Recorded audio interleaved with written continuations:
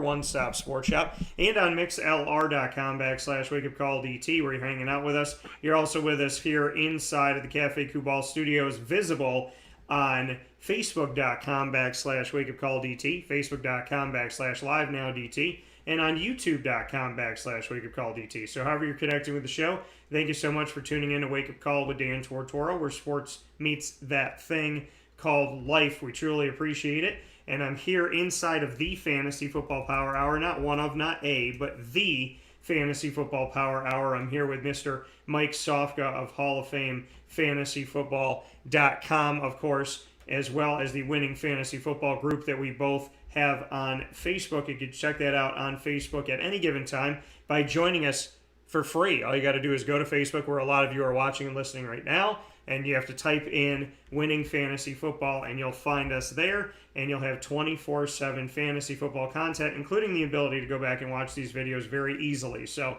make sure that you do that with us on the Winning Fantasy Football group on Facebook. And, of course, we thank you for being here, as always, however you're tuning into the broadcast of Wake Up Call with Dan Tortora, where sports meets life. So let's bring in the man of the hour inside of the Fantasy Football Power Hour, proudly presented by the Wildcat Sports Pub, Mr. Mike Sofka. Mike, how we doing? Wonderful. How are you, Dan? Doing very well. It's currently snowing here. God shook the snow globe a little bit this morning, so I'm watching snow, and I know that you're not. So it's going to be a little bit of an interesting thing here. I always say if there's enough snow that falls on the ground, it kind of looks like sand, and then you have the actual sand. So from God's snow globe to the warmth of Florida, I welcome you here to Christmas week. And did you get all your Christmas shopping done, I guess, is the question. No, I'm just waiting to get started here. I usually wait until the last minute, and then, I usually have my act together mentally. I just have to put it all together when I get time just before the holidays. But, it's a wonderful time of year, and, just you can get together with family and friends, and, heck, football was on 5 days last week. It was a good week. I mean, I know the NFL is going to say it was horrible with COVID and this, that, and the other, but I think it's great. With 5 out of 7 days, you got football. It's a good thing. Yeah, we were able to see these games. They were able to make them up, which was a good thing to be able to see that. We know with college that's not happening necessarily with games being made up, at least on the basketball side of things. So there is forfeiting going on, which I don't want to see. I want to see games being played, and so that's a tough thing to stomach. And I hope that everybody that's in the COVID protocol will get better and get well, and above anything else, hopefully they'll be safe and healthy and happy. And from there, I hope that they get to make up their games, play their games, and not have to forfeit anything, because I don't think that that's fair to anybody in any stretch of the imagination. So happy that we got to see football 5 out of 7 days. Happy that we got to enjoy something like that, and happy to be here with you to talk about it as we continue on here on Wake Up Call with Dan Tortora, where sports meets that thing called life. So, Mike, we're going to hop right into it. We got a bunch of games coming up here, and the first game that we're going to have on the docket is this Thursday, December 23rd, the day before Christmas Eve. Is actually the anniversary of when I got my dog Shady. May she rest well up in heaven looking over us. We got her on December 23rd in a snowstorm in Groton, New York. So this December 23rd, we'll have San Fran playing at Tennessee. What do you got for this one? Yeah, I like this game a lot. I think San Fran is a really good team. I think the Titans are a really good team for doing what they've been doing without Derrick Henry, for the most part anyway. Looking at the quarterbacks on this one, Jimmy Garoppolo's been doing what he needs to do to keep the team moving, and that's what's keeping him on the field. They wanted to get Trey Lance involved. Trey Lance dinged up, but maybe he'll get back involved in some special situations. But this is Jimmy Garoppolo's team right now. So he's number 16, though. Tennessee looks like they could give them a little bit of trouble at home. Ryan Tannehill, on the other hand, hasn't had the benefit of his receivers. He has A.J. Brown and Julio Jones, two of the best receivers in the game, and he hasn't had them. And Julio's, slowly getting back here, but A.J. Brown would, that's not going to happen. I don't think so. Looking at Ryan Tannehill, number 22 on the rankings. Going over to running back, you want to say Derrick Henry. Every time you say Tennessee, you want to say Derrick Henry, but it's Deonta Foreman who's doing his best Derrick Henry impersonation. He's number 20 on the rankings here. San Fran doesn't have the same luxury. Jeff Wilson's probably going to be the guy, but I got him at 39, and Elijah Mitchell's probably going to be out, and of course that popular name Trey Sermon as well. So looking at the wide receivers, the one guy that flashes every week, week in, week out, top 10 guy, Deebo Samuel, falling out of the top 10 rankings going into this game, number 11 this week. And like I said before, Tennessee really doesn't have anybody that's jumping out there. Maybe a Nick Westbrook, a Kine at number 49. And then over at the tight end, it's the same thing. You got one side's got the great wealth in George Kittle, number 2 on the rankings this week. But then you're hard pressed to find somebody on Tennessee that's going to even be worthy of being on your roster, let alone in the starting lineup. I mean, Anthony Firschner, the great guy, projected to be the 33rd tight end this week. So looking at this game, I like where San Fran's going. I like the direction they're heading. I think the injury bug is still going to affect Tennessee. They haven't let it affect them too much this year, but enough is enough. These guys can only do so much. I'm going to take the Niners on the road. Yeah, I mean, Tennessee, with everything that they've had to deal with, they have been strong, and they have led a very bad division. And so, I mean, this has been an interesting year for Tennessee because you see them, like you said, you keep wanting to say Derrick Henry, and they keep staying relevant. You know, they keep finding a way to win. That will to win that they have is very strong. And I give credit to, obviously, the players, and I give credit to the coaching staff, that this has become a team that is extremely resilient. Maybe the definition of resiliency in the NFL, seeing how they've done what they've done and to the capacity that they've done it, I think has been really an amazing sight to see. And I commend everybody on the Tennessee Titans for the work they put forward, because losing Derrick Henry, they could have easily kind of just packed it in and said, all right, our season's over. We don't have our best player. I mean, this is a guy who can account for 1,000 to 2,000 yards of their offense per season. So, that's just on the ground. So that's definitely no small task to have to overcome and to find somebody to fill those shoes. And so I definitely think that Tennessee has had to struggle through that, but they've looked pretty while they've struggled, and I commend them. On the other side of it, for San Fran in this game, Jimmy G is not somebody that I lean on as your quarterback, your fantasy quarterback, to win it, but I do like this matchup a little bit. I do think Tennessee does provide strong defense, so I don't like Jimmy as a QB1. And if you have the opportunity, like you have in the Wake Up Call fantasy football leagues, you have a team quarterback, which means that you would get Jimmy and Trey. So if Trey comes in for a specialty play and scores, you get that too. I just don't like them against the Tennessee defense. Jeff Wilson Jr., I got him relegated to a flex position. Debo and Brandon Ayuk, I have them as wide receiver and 3 and 4 respectively, kind of in that flex world. And then George Kittle, worth starting for you. On Tennessee side of things, Ryan Tannehill, not a bad bet to have. In this game, I have him as a quarterback 2, though. And Deonta Foreman is looking to be the starter in this matchup, so I have him in a running back 3 situation. And Julio Jones is hurt again, which leaves a bunch of non-household names: Racey McMath, Cody Hollister, Chester Rogers, and Nick Westbrook to be your guys. I don't think they're going to be your guys. I think San Fran has more value in fantasy throughout, quarterback to running back to wide receiver and tight end than we see on Tennessee. Deonta Foreman, worth the play if you have a couple running backs to put in front of him, but I think there's more fantasy value on San Fran. And for whatever reason, I think San Fran's just kind of looking a little bit better right now.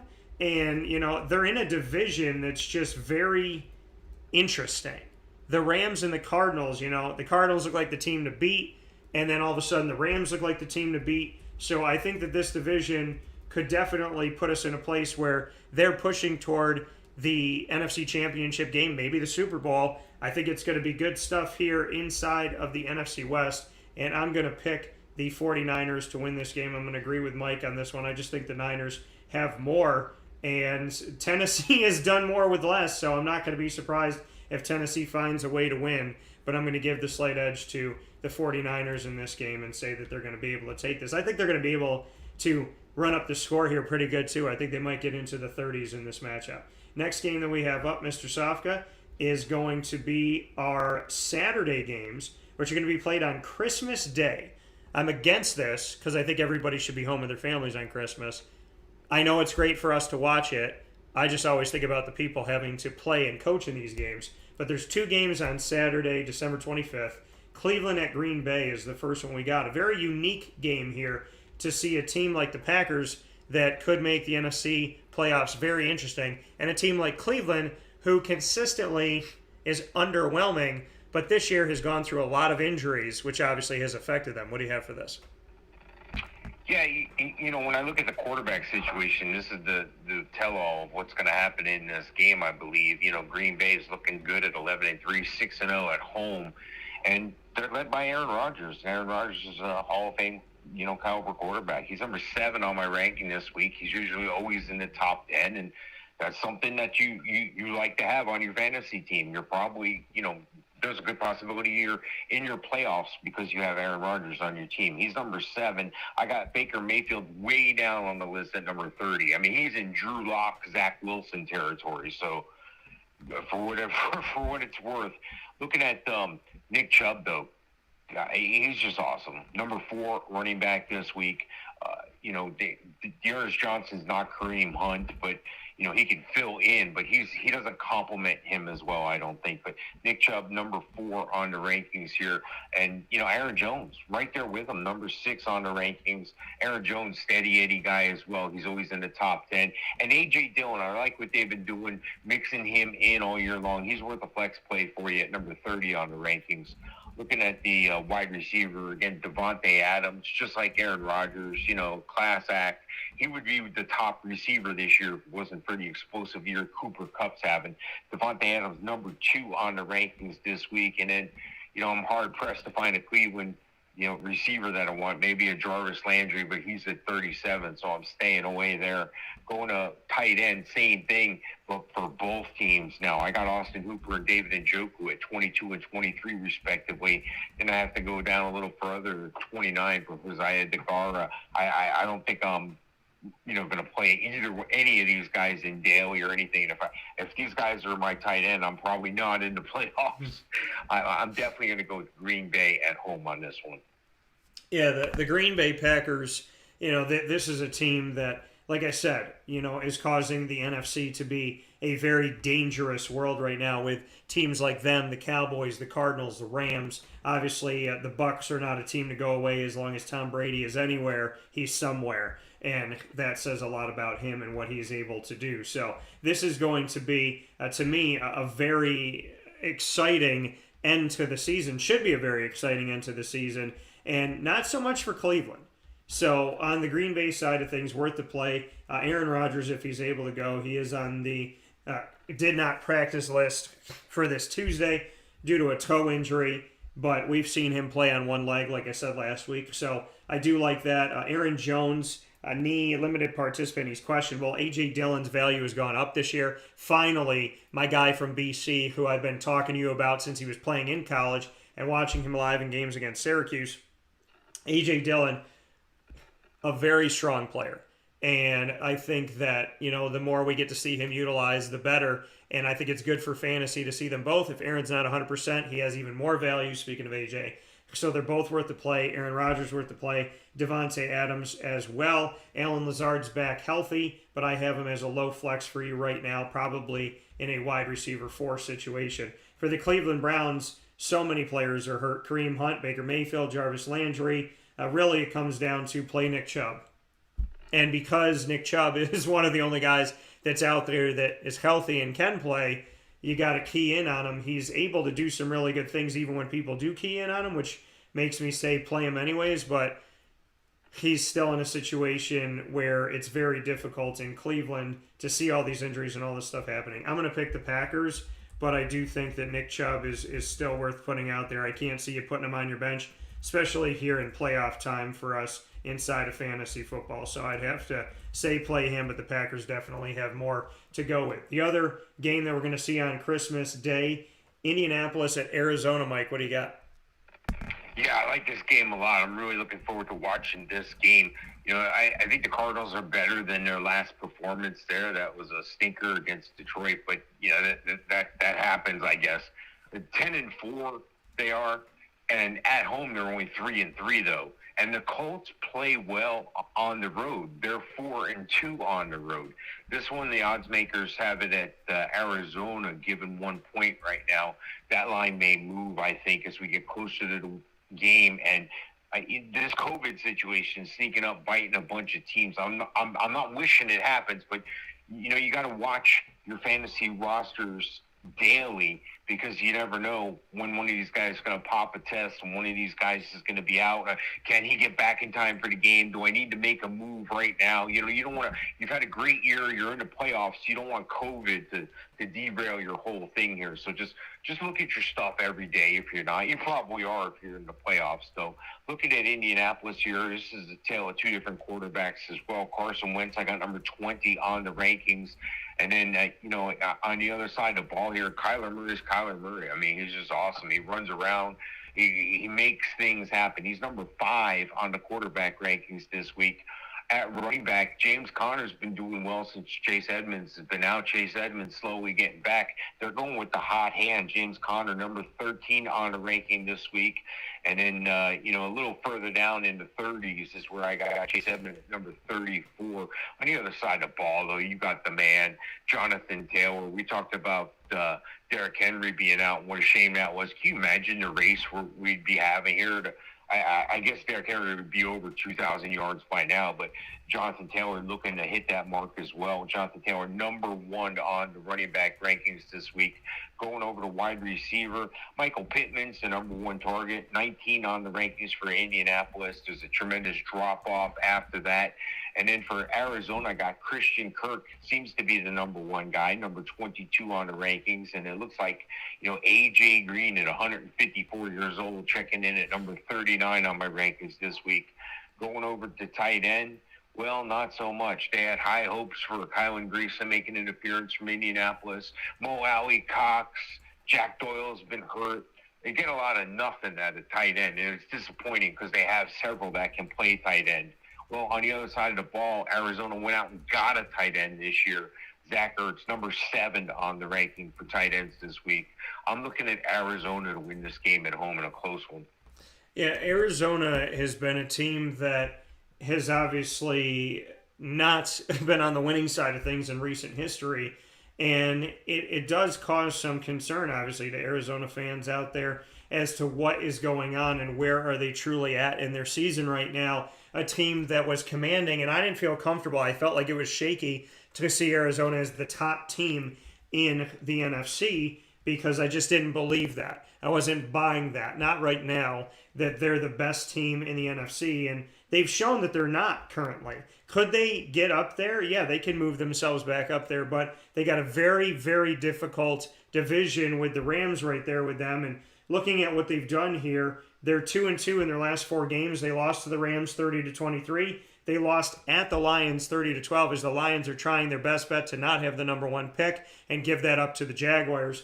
So, seeing what they've done here in recent history, the Cardinals are reeling a little bit and need to get back on the right side of things after starting off the season with a record of, looking at them, going into those 2 losses, they were 10-2. And, before this 2-2 stint, they had 8 wins and 2 losses. So, and they had started off the season on a streak of 7 straight wins. So, and those wins that they had to start off the season for the Arizona Cardinals, starting off 7-0 at the Titans, home against the Vikings, at the Jaguars, at the Rams in their first game against them, 37-20. Home against the Niners, at the Browns, home against the Texans, first loss of the season, 24-21 against the Packers, who they could see in the playoffs. So just something to note there for the Arizona Cardinals. Indianapolis on their side, Jonathan Taylor's worth the play. I don't have to tell you that, but I will. Nyheim Hines is worth the flex. Michael Pittman Jr., I like the young wide receiver here. I think he is worth the play for you. I have him as a lower end 2, higher end 3 at wide receiver, but I do think that he has value, obviously, because he's the top guy here on the team, and they don't have a really strong tight end to bail out Carson Wentz. On the other side, Kyler Murray, yes. James Conner is a yes as well. James Conner second, I think, only to Jonathan Taylor in his output this season. He does have a heel injury, so watch that. But if he's able to go, then put him out there. If he's not, then Chase Edmonds has some value. I just think that James Conner has the majority of the value, and I think James Conner should definitely, speaking of value, get a nice contract after signing a one-year, $1 million deal to play with Arizona after I think the Steelers made one of the biggest mistakes of their history. A.J. Green and Christian Kirk lead the way here. I like Christian Kirk more than Green. Christian Kirk I have as a wide receiver 3. I have Green a little bit below him in that area. Zach Ertz is hurt, but if he is able to go, then if it doesn't feel so good at Ertz, then make sure you put him out there. He's got a hamstring injury, but he's questionable right now. If he's able to play, then he would be worth the play for you as well. I'm going to go with the Cardinals in this game and agree with Mike, but they really need to get on the better side of things, because if they slip right now at the most inopportune time, they could find themselves in poor footing when it comes to the playoffs. Because remember, home field advantage is important, and there's only one team that gets a first-round bye this year with an extra team added to the playoffs, 7 on each side, which means that only the top team gets a break. And so Arizona is going to have to do something to be in a good place here. Greg said Cup fantasy MVP. Cardinals are slipping big time. Jags, the new number 1. Jags versus Jets should be a good one. Yeah, it's the fight for the number 1 pick again. So this is kind of like deja vu, but not in a good way if you're a Jaguars fan or a Jets fan. Mike, the first game of Sunday, the day after Christmas, December 26th, we'll see the Lions face off against the Atlanta Falcons. The Lions are winning more now, and the Falcons are really not doing a lot of great stuff, but they have been able to steal a game recently here. What do you have for this one? Yeah, one of the things I offer on my website, halloffamefantasyfootball.com, is the opportunity for people to get weekly waiver wire advice from me. And it just so happens when they delay and move all these games, it usually doesn't happen on Wednesday. Usually free agency hits Wednesday. The waiver wire's been overnight. You know, you're picking guys up off waivers Tuesday night to Wednesday morning. So when we do the show on Wednesdays, usually a lot of that information is irrelevant. When they move these games around, that makes the waiver wire move to Thursday in a lot of these platforms, Yahoo, ESPN, etc. So what I have in front of me is I have my gold sheet here. I have my waiver sheet here. This is what my customers pay for each week to get this. I'm giving it to you for free today. I know it's late in the season, but you'll get a taste for it. You'll get a feel for what it's about. 3 guys are on this list, believe it or not. Running back Amir Abdullah for Detroit. He's available 92% of Yahoo leagues and 93% of ESPN leagues. He's becoming the primary receiving back. Shoot, I'm sorry. I'm on Carolina here. I'm sorry. I shifted. Sorry about that. I'm looking at Amon St. Brown from Detroit and Josh Reynolds. These guys are starting to get targets. Week 13, 24 points for Amon St. Brown. Week 14, 15 points. Week 15, 23 points. And Josh Reynolds has been getting the targets as well. These guys are available in more than 3/4 of the leagues out there, more than 70% and up to 91% of the leagues. So, yes, I'm telling you to pick up a Detroit guy. I know that sounds funny, but that's what I'm telling you to do. Look, over at quarterback here, this is a big difference here. And, you know, I think Detroit is questioning whether they did the right thing letting Matt Stafford go. But Jared Goff's at 32. David Blah may get some looks. Tim Boyle may get some looks. It's just horrible quarterback play there for those guys. And then on the other side of the ball, you know, Matt Ryan, Matty Ice, I feel bad for the guy. I just want him to play better, but he hasn't had a premier receiver. He's got premier running game. He's got premier tight end and Kyle Pitts. I'll get to that in a minute. I got Matt Ryan at 21 on the rankings here. And Cordero Patterson, you know, this guy's come out of nowhere. He's a 9-year veteran, revives his career just about overnight here as a running back. This is a guy who's a wide receiver most of his career. Number 10 on the rankings here for Atlanta. Detroit, on the other hand, has been struggling to run the ball. Injuries at running back has plagued them. Jamar Jefferson hasn't panned out. Craig Reynolds looked like the guy a couple weeks ago. Craig Reynolds is the highest ranked running back I have for them at 49. Looking at the wide receiver situation here, Amon-Ra St. Brown, like I said before, he's their number one guy right now, and that's a good thing because they're going to be behind in games and throwing the ball. He's number 28 on the rankings, and Josh Reynolds a little further down in the 40s. Looking at the tight end position, again, we all know about Kyle Pitts, top 10 tight end all year for Atlanta. You got to go way down on the list here because T.J. Hawkinson is out, or maybe a Brock Wright or Zylstra. I'm not rostering either one of those guys. So anyway, I'm going to take Atlanta at home. Yeah, looking at this matchup, this Detroit team, like I said, I mean, they're starting to have life right now. Is that a good thing? When you're going to look at replacing your quarterback. So I don't know how great that is, but I also don't like seeing a team tank and give up a season. So looking at the matchup, DeAndre Swift, he has an AC joint shoulder injury, questionable to play in this game. If he's able to play in this game, he has some value, but I'd have him down your list a little bit here as a running back 3 just because of the situation and him coming back from injury and all of that. As far as the guys getting the ball from Jared Goff here, I don't feel confident about anybody, and TJ Hawkinson is out.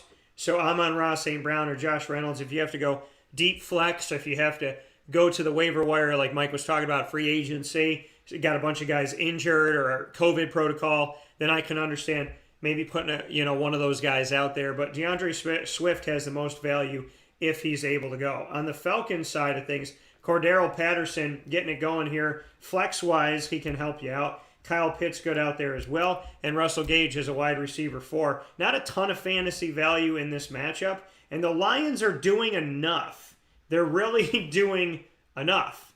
And I don't know if that means that you should. I don't know. To me, in my opinion, is it good if you're a Lions fan, Johnny? Probably not. When you know that it's toward the end of the season and you're not going to the playoffs and you just want to make sure that you get a high pick and get your quarterback of the future. But at the same time, you want to win these games, you want to build morale, and these coaches want to keep their jobs. So I think the Lions are strong in all the games they've been playing in lately, and at the same time, the Falcons have more fantasy value. However, I'm going to go with Detroit in this matchup to win this game just because of the fact that, they have been riding some type of positive lately. And so Mike's going to say the Falcons, and I'm going to say the Lions in this one.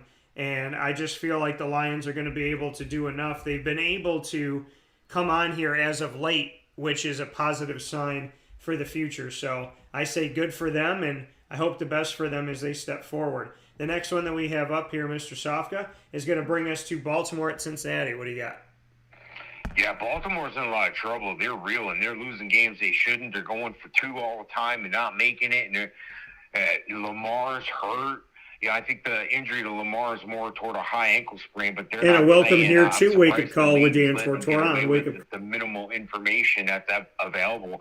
That puts Tyler Huntley as one of the top quarterback pickups this week. He's available in 95% of the Yahoo and ESPN leagues.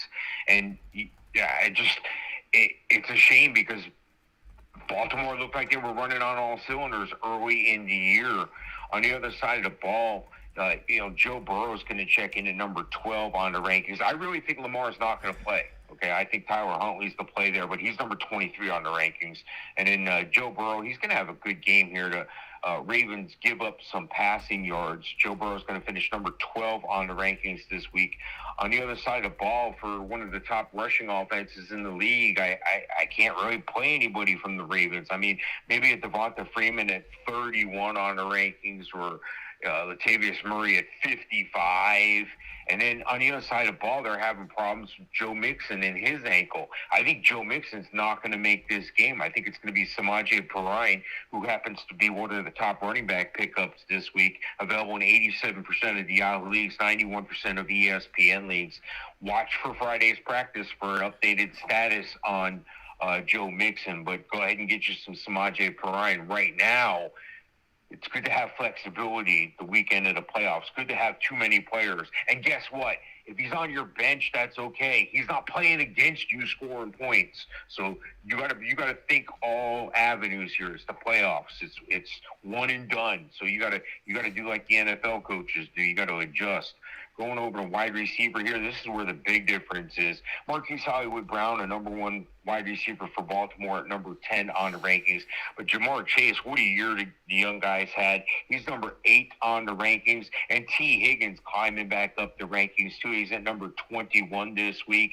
And then right behind him, I got Tyler Boyd. So look for a lot of passing fantasy points from Cincinnati in this one. You know, the Ravens have one of the top tight ends in the league. I mean, that's no joke. Mark Andrews. It's him or George Kittle usually battling it out every week. Mark Andrews, number 1 on the tight end rankings this week. So go ahead and start him, of course. In Cincinnati, C.J. Uzomah has been filling that role. He's number 14 on the tight end rankings. I got to go with the sure thing here in my mind because I think Tyler Huntley's going to play, not Lamar. I got to go with Cincinnati at home. I'd like to see the Ravens, make this interesting, but it looks like they're going to fade away here. Yeah, the Ravens, it makes me think of Edgar Allan Poe. Quoth the Raven, nevermore. They were here last year and then nevermore. They were here this year, and I'm thinking, okay, so this is the year that they're going to do it. This is the year, like last year, that they're going to get on this and they're going to figure things out and they're going to be relevant and they're going to be able to move the ball and do this, that, and the other. But they're not doing it right now. And they're putting themselves in a place where they are moving in the wrong direction at the most inopportune time. Not that there's an opportune time to be moving in the wrong direction, but especially now as we look at, what's happening with this Ravens team. It's horrible for Ravens fans to have to see this, especially in this moment. And to see them be at a place that they're in right now, I feel bad for them. I feel bad for the fans. And I just did. I mean, I thought that they were going to be a team that was going to have relevancy and everything. And right now they don't have it. So speaking here with you on this Ravens game, here with the Baltimore Ravens at the Cincinnati Bengals, like you said, Lamar Jackson being hurt. Tyler Huntley could be out there again. That gives more value to Devontae Freeman and Latavius Murray as flex running backs. Marquise Hollywood Brown and Mark Andrews have value as well. It dips without Lamar Jackson, but it's still there. And then Cincinnati, obviously Joe Burrow has it. Joe Mixon is questionable with an ankle injury. If he's able to go, you put him out there.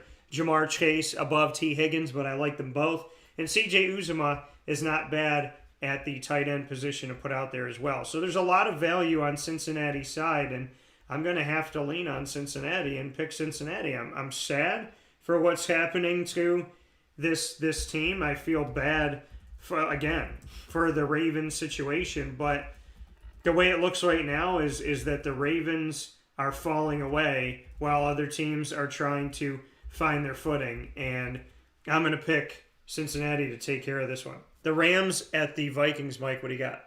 Oh, this is a juicy game for fantasy players. There's going to be a lot of fantasy points in this one here. And the Rams look like they're clicking on all cylinders, and they're led by Cooper Kupp. I think Cooper Kupp's the MVP guy, him or Jonathan Taylor. I know they usually always give it to a quarterback, but Jonathan Taylor's making an argument for it now that Derrick Henry's out. And Cooper Kupp, this guy's number 1 in the leagues in receptions, number 1 in the league for yardage, number 1 in the league for touchdowns. This guy's got a mean yak, yards after catch. He just always seems to find the soft spot in the zone. When they're playing zone defense against him, he just finds that spot. And him and Stafford are the same wavelength. I don't know this for a fact, but I'd be willing to bet that Cooper Kupp probably played quarterback at some time in his career, Pop Warner or high school or something. And because he has that mentality, he's able to communicate mentally, and then every once in a while you'll see they're on 2 different planes on an option route. But what I'm trying to say is I don't know if Matt Stafford's making Cooper Kupp that much better, or is Cooper Kupp making Matt Stafford that much better. If I asked Sean McVay, he'd probably tell me it doesn't matter. Who cares? They're both freaking great. Let's go. Matt Stafford, number 9 on the rankings this week. On the other side of the ball, Kirk Cousins is a guy who's been hanging around the top 10 all year. Kirk Cousins, number 11 on the quarterback rankings this week. Looking at the The running back situation, Dalvin Cook, as long as he's healthy, he's always top 5. He's number 2 on the rankings. And then for the Rams, you got Darrell Henderson just making his way back, number 17 on the rankings. And Sony Michel may be a flex for you. He's good for possibly a goal line carry. Looking at the wide receiver, this is where the money is, though. Justin Jefferson, number 3 on the rankings. Adam Thielen, number 12 on the rankings. Then I go over to the other side of the ball for the Rams. Cooper Kupp, like I said before, number 1 on the wide receiver rankings. And then they got 2 other guys who are starting to blow up as well. Odell Beckham Jr. and Van Jefferson at 26 and 27 respectively. Tyler Conklin's the tight end you want in this one, but I'm not sure you want him in this one. Number 17 on the rankings. No such good advice on the other side of the ball for the Rams with a Tyler Higbee looking to be back this week. I'm going to have to go with the Rams on the road. There's no line available for this game yet. I don't know why, but probably because the Rams played late. I just think the Rams are going to – the Rams look good. They look good in this last game. So, yeah, I'm going to go with L.A. Yeah, you know, the Rams are – I think they're right now have switched with the Cardinals, and they're the team to beat in the NFC right now. I mean, I know people can argue the Packers as well, but – I think the Rams are the strong team. They're the hot team right now, the team to beat, and not even average. To that user here on YouTube, we're going to answer your question in just a second. So answering your question next here on the show, and we're happy to do that. If you have any questions here on Wake Up Call with Dan Tortora inside of the Fantasy Football Power Hour, proudly presented by the Wildcat Sports Pub every Wednesday from 9:45 to 11 a.m. Eastern Time on youtube.com/wakeupcalldt, facebook.com/wakeupcalldt, as well as on facebook.com/livenowdt. And you can listen on mixlr.com/wakeupcalldt and on wakeupcalldt.com. Plenty of places to ask questions on the MixLR, the Facebook, or the YouTube live feed. We just had one come in, and we're happy to answer all of your questions on your specific teams coming up here. So if you have one, make sure that you send it off to us so that we don't miss it. We'll be answering that one next. My thoughts on the Rams at the Vikings: Matt Stafford, Darrell Henderson, Cooper Kupp, all worth the play. Tyler Higbee drops down a little bit. He is on the COVID-19 list, which has Kendall Blanton out there prepared to start once again. I wouldn't feel great about putting him out there for you. Odell Beckham and Van Jefferson, they both have value as wide receiver 3s to me. Cooper Kupp, the definite one. Like I said, Darrell Henderson and Matt Stafford. A lot of value that's happening here with the Los Angeles Rams is that high-powered offense that arguably could be the best offense that Matt Stafford's ever seen, is what I said going into the season. Now I feel like it could actually not maybe be, but is the best offense that he has been in, with plenty of weapons, including Cooper Kupp, which is by far the best one that he's had. On the other side of it, Dalvin Cook is worth the play, and so is Justin Jefferson. And Tyler Conklin, I like him too. Adam Thielen's questionable. If he's able to play, you can put him out there as a lower-end wide receiver too. But Justin Jefferson, obviously, with a lot of value here, and he is definitely worth the play. I'm going to pick the Rams to win this game on the road. I think the Rams continue to move forward and continue to be dangerous, so I'm picking the Rams in this matchup. Not Even Average sent us a question, Mike. The question is, PPR League, pick 2. Dante Foreman, Deontay Johnson, Ronald Jones, Darrell Henderson, and Sony Michel. What 2 would you pick? Well, I'm taking Michelle out because he's not ranked very high right now on my rankings. I'm taking Henderson out because he's in the 20s. And I'm probably taking Ronald Jones out because I'm not sure they're going to be all that in the bag of chips. I don't think it's going to be a plug-and-play. Ronald Jones is coming around, but I'm not sure. He's number 18 on my rankings, and I apologize. Darrell Henderson's number 17 on my rankings, and that's for this week. Looking at Donta Foreman, though, number 20 on the rankings. But I'm looking at Deontay Johnson. We haven't gotten to his game yet, but he's number 4. So, of course, I'm playing Deontay Johnson. And then according to the math, sometimes you hear me talking and I feel a prejudice against by looking at a player, or I'm qualifying it. I'm trying to make sense of it in my mind as I'm talking to you about it. When I give you the rankings, I'm giving you the math. I'm giving you the actual deal. So sometimes I'm off a ranking or two in my head. So I have Darrell Henderson at 17, Ronald Jones at 18, and Deonta Foreman at 20. So I guess by those numbers, I guess I'd have to go Deontay Johnson and Darrell Henderson. Okay, so Mike's going Deontay Johnson and Darrell Henderson in this one. And so that's going to be your answer from Mike here. And so I'm going to go ahead and send that off to Not Even Close here. We appreciate, or Not Even Average, we appreciate your question. So Mike says the two to play for you are Deontay Johnson and Darrell Henderson. For me, Not Even Average, I would definitely agree with Mike that Deontay Johnson is worth the play. I'm not feeling good about Ronald Jones, and I know that Leonard Fournette's obviously hurt. Sony Michel, no, especially with Darrell Henderson in front of him. And so it's Deontay Foreman. Deontay Foreman's playing San Francisco, and Darrell Henderson is playing the Vikings. So for me, it's definitely Deontay Johnson. I'm between Deontay Foreman and Darrell Henderson. I'm going to agree with Mike on Deontay Johnson, and I'm going to actually say that you should go with, and I know Mike has him closer in the rankings, I'm going to say Deontay Foreman is who I'm going to pick in this one. And you know I like Darrell Henderson. I've liked him all the way through. I talk about him all the time. I covered him when he was at Memphis. So I saw him up close. I'm going to say Foreman with a slight edge, but we both agree on Deontay Johnson. I just say Foreman, and Mike says Darrell Henderson. So that's your picks here this morning on Wake Up Call with Dan Tortora. If you have a question about your specific team, please make sure that you send it over to us. And Mike talking about Greg saying that Sony Michel taking over the majority of the snaps of the Rams and that he did a good job with the Rams last night. Again, temper your expectations. It was one game. Sony Michel had to fill in when there was injury. Sony Michel is consistently inconsistent in his career. He lost his job with the Patriots and got jettisoned out to the West Coast to the Rams. So it's not that Sony Michel isn't talented, but it was one game. So I'm going to say temper your expectations on that.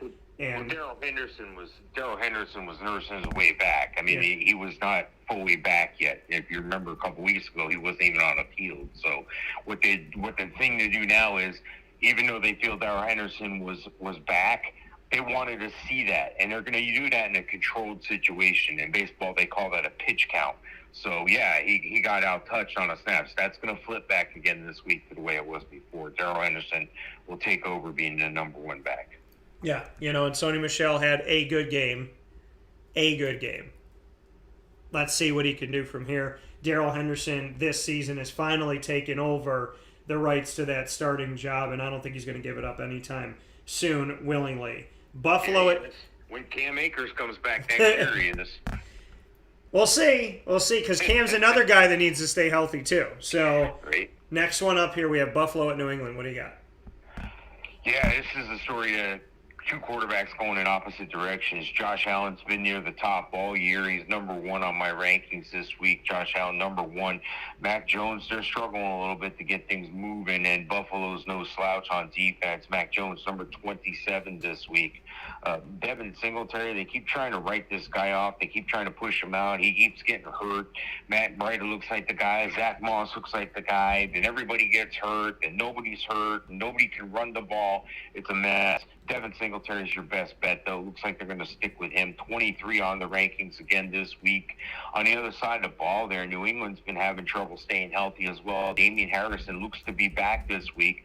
Ramondre Stevenson's filling in nice. So either one of these guys, but unfortunately that Buffalo defense is going to shut them down. I got Damian Harris at 33 and Ramondre Stevenson at 37.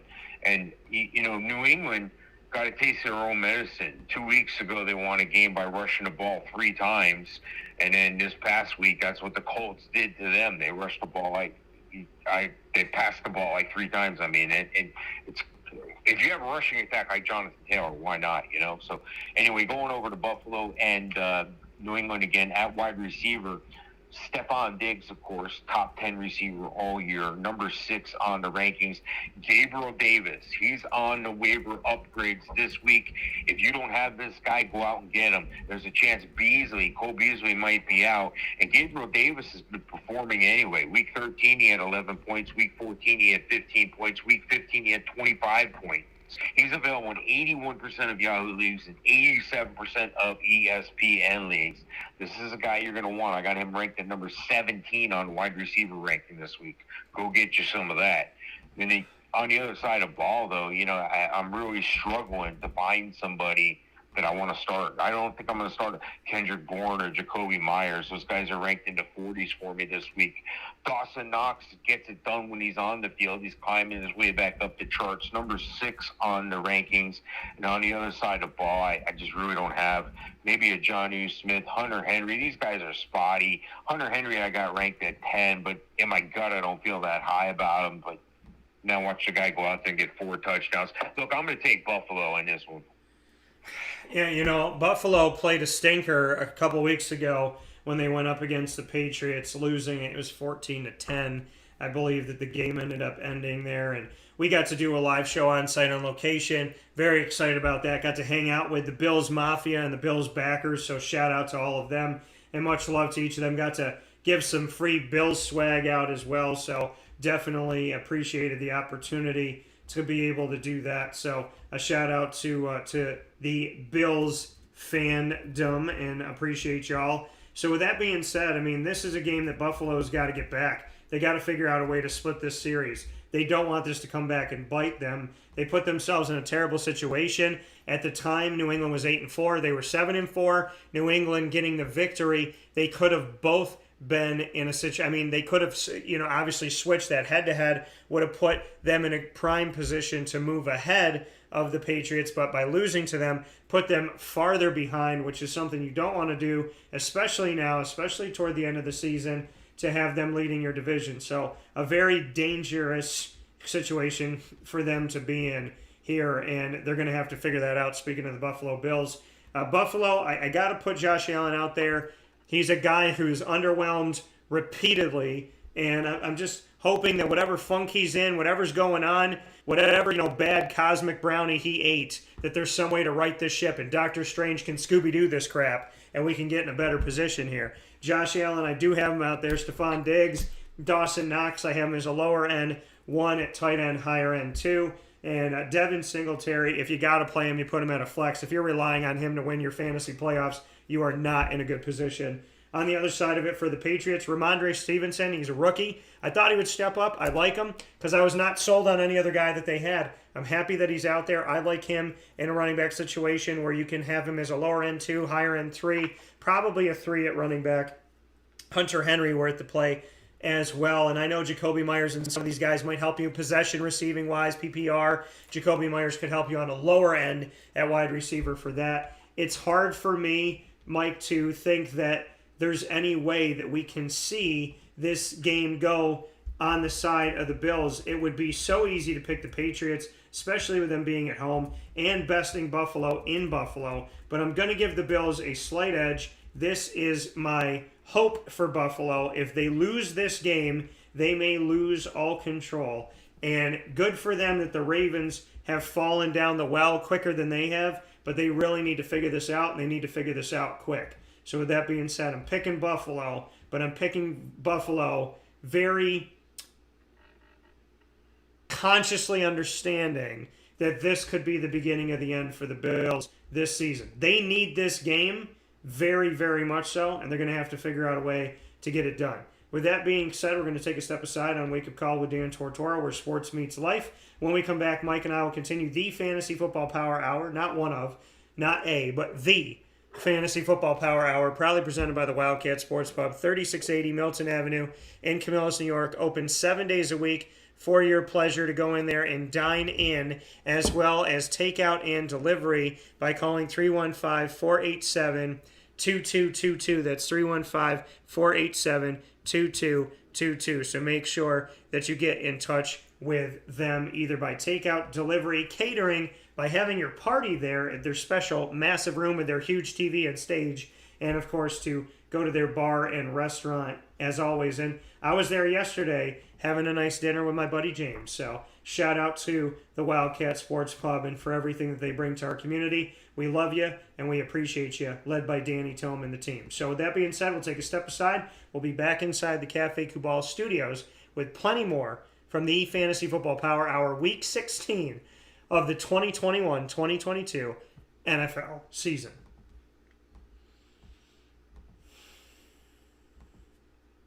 Carvel DeWitt, it's what happy tastes like. Do you know why? Because we make ice cream. Creamy, rich, flavorful ice cream. Not yogurt or iced milk like some of our competitors. Ice cream. Fresh, by hand, daily. For the calorie conscious, we have something new for you. Our new Carvelite. Same great flavor, creaminess, and texture of our regular ice cream with only 35 calories an ounce. So whether you want an ice cream cake, flying saucer, dasher, carvalanche, hard or soft ice cream, we will satisfy your craving with our fresh, handmade regular or new Carvelite ice cream. Carvel DeWitt. It's what happy tastes like.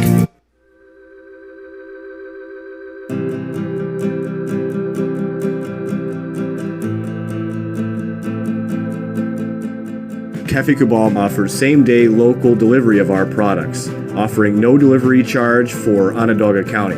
Shop cafekubal.com for fresh roasted coffee beans, cold brew, travel mugs, and all your essential Cafe Kubal needs. Cafe Kubal, coffee for the soul.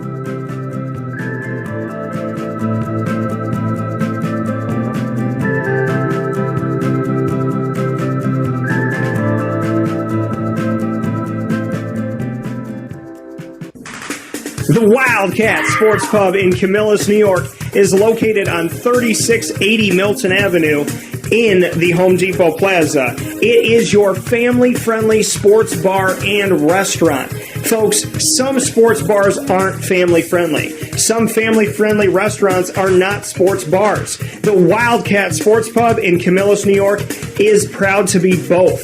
It is that marriage that you've been looking for years. The Wildcat Sports Pub is your home base for your sports bar and restaurant needs, games for the kids, indoor and outdoor activities, and enough things on the menu to come back every single week and get to try something new. They're open Sundays from noon to 8 p.m., Monday through Wednesday, 11 a.m. to 11 p.m., and Thursday through Saturday from 11 a.m. to midnight. For reservations and party information, call 315-487-2222 for the Wildcat family-friendly sports pub and restaurant.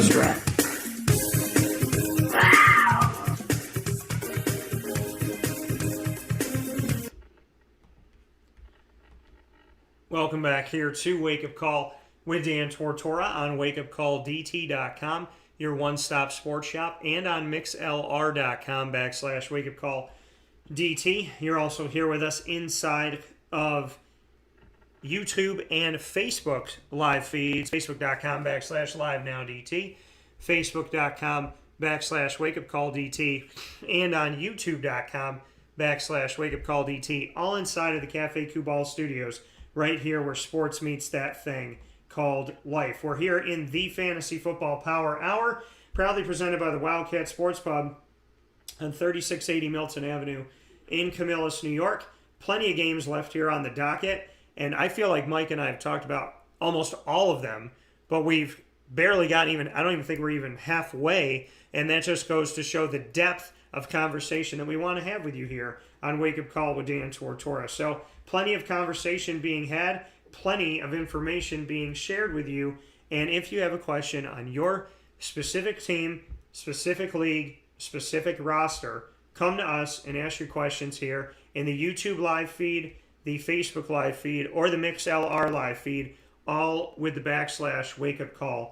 Facebook.com, YouTube.com, or MixLR.com /wakeupcalldt. With that being said, Mike, the next game up is the fight for the first pick. Again, Jaguars at the Jets. What do you got? Yeah, if you're still alive, if you're in your playoffs, you probably don't have too many of these players on your roster. So with that in mind, play James Robinson. He's number 11 on my ranking. And play Michael Carter. He's number 22 on my ranking. And, yeah, this is the Brutal Bowl. I don't know if I'm going to watch this. No. You're up, Dan. I'm going to take the Jets. Go ahead. Yeah, I mean, this team is, it's just, the Jaguars are reeling. these two shades of green are not doing well. They're shades of green, but they're essentially black and blue. And the Jets have done some good things and shown some moments they fought with Miami. This is the difference between the Jaguars and the Jets. The Jaguars don't look like they have much fight in them, and they don't finish games. The Jets have fight in them, have won some games, and have pushed some teams close toward the end. So that's the thing. I mean, I do know that the Jaguars lost by a touchdown, but listen, the Jaguars were down 23-16 in the third quarter, and they didn't come back. And then the fourth quarter, they didn't come back. One of the most aggravating things to do is to watch the bottom line of a Jaguars game and see they have 15 minutes to score, and they don't score a single point. Not a field goal, not nothing. They got rid of Josh Lambo. I'm convinced that Urban Meyer, when he allegedly kicked Josh Lambo's leg, I think he kicked his kicking leg, and that's why Josh started missing kicks, and that's why he's not on the team anymore. But the reality of it all for me is Jacksonville doesn't do anything. They go stagnant.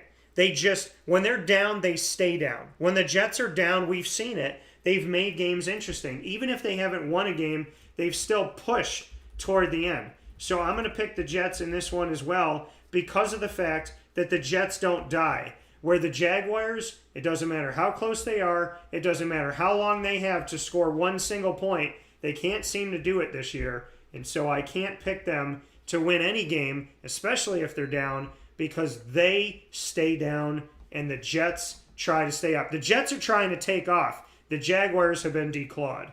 That's the difference. And that's why I'm going with the Jets. Oh, and if you would like to know who to play, I feel the same as Mike. James Robinson versus Michael Carter, and have a fantastic day. Next game that we have up here, Mr. Sofka, on the docket is going to be the Giants at Philly. The Jets are at home at MetLife, which means the Giants have to go somewhere else to play, and they're going to the city of brotherly hate. What do you have for the Giants at the Eagles? Yeah, it's the brutal bowl number 2. I mean, and all these teams are, on the East Coast here, and the Giants and the Jets. New York must be totally a miserable place to live right now. At least Philly's got a glimmer of hope with Jalen Hurts, number 4 on the rankings this week. Daniel Jones shut down for the year. Looks like they're going to go with Jake Fromm, I would think, or Mike Glennon's a train wreck. Yeah, I'm staying away from that, of course.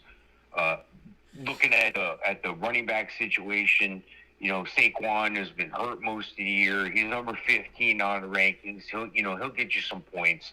And on the other side of the ball for Philly, they've been having a mixed bag of tricks. And Miles Sanders hurt, not hurt, hurt, not hurt. Miles Sanders number 26 on the rankings this week. I think he's fully back. He's had some strong runs in this last game here. Looking at the wide receiver situation, this is where it gets a little dicey. You really stretch to find somebody that you want to play. I mean, I'm not playing any of these guys. If you got a wide receiver on one of these teams, again, you're probably not in your playoffs. And looking at the tight end situation, Dallas Goedert's the big receiver. He's the one receiver in Philadelphia right now. I got him at number 5 on the rankings. And, well, the Giants, not so much. The Giants are... they're a train wreck, dude. I mean, Evan Ingram, number 21 on the rankings. Where has this guy been all year besides hurt and not performing? I'm going to take Philly at home in the brutal bowl number 2. Yeah, this game is ugly. No team playing in the state of New Jersey pretending to be a New York team is looking good this year. And you can cut and paste that from last season. So, for me, this is the battle of two guys that used to play together at Penn State. Saquon Barkley and Miles Sanders. The difference? Saquon can't seem to get anywhere, and Miles Sanders is coming out of his second straight 100-yard rushing game. So you got the younger Penn State running back alum doing better as Miles Sanders has put together 2 nice games in a row where Saquon has struggled to put anything nice together. Was injured last year, came into this season injured. His ankle looked like it blew up. God bless, he's okay.